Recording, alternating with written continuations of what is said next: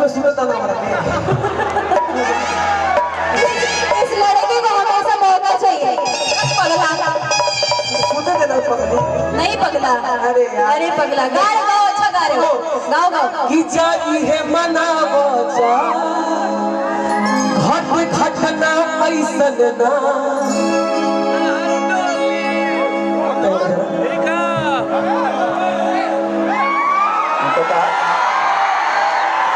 कि जाई है मनावो जा घट घटना ऐसन ना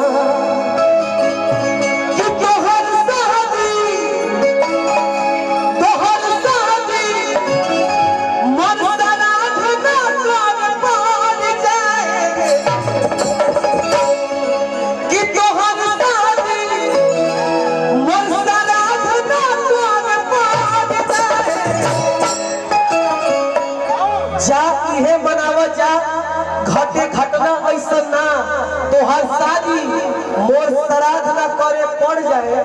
जिस दिन तुम्हारी शादी होगी उस दिन मेरी अर्थी सच सकती है।